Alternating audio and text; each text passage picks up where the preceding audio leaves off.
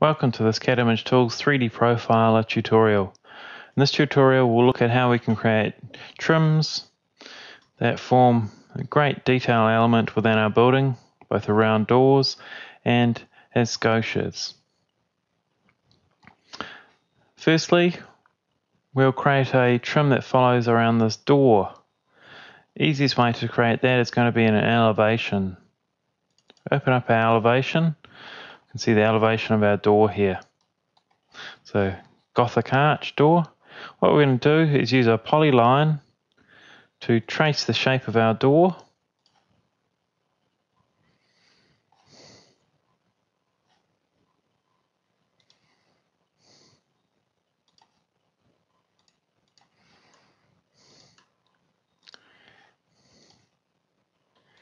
Give it the correct curves.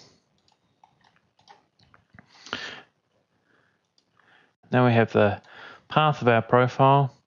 We can go and create a profile that we want to use. I've already created a profile that I'm going to use, which is this fill shape here. If you don't know how to create a profile, we do have another tutorial video on how to create a profile. Once you've created the profile, you can select the path, the polyline, choose Profile Manager, 3D Profiler, and extrude along selected elements. I'm going to use a general extrusion, a custom profile, and find our profile that we're going to use.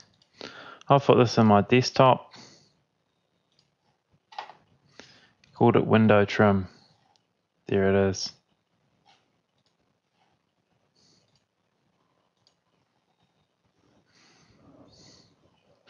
Now my profile's followed my path around, except it looks like it's mirrored itself. So I'm going to select it, go into its settings and flip it over.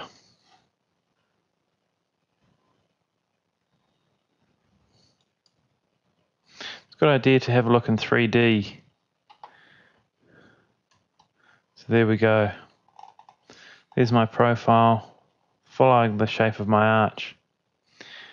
Back in plan, your profile that you've drawn will have been created in line with your section or elevation line.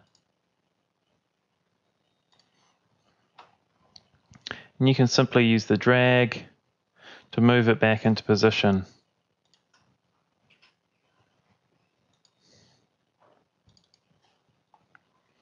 Here it is. Next we'll create a cornice around the top of our room.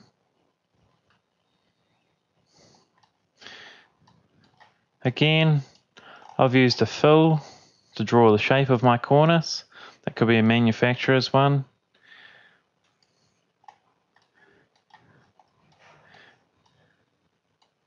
And again, I'm going to use a quick polyline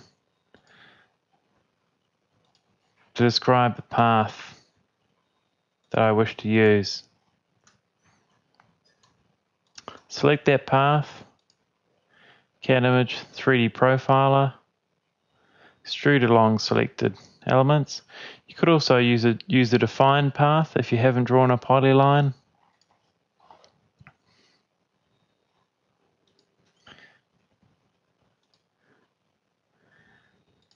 Load your 3D profile.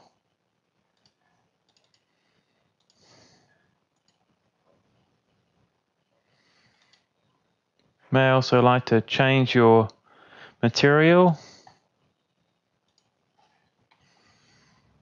And there's your 3D profile following that path. Again, if we have a look in 3D, we can move it into position.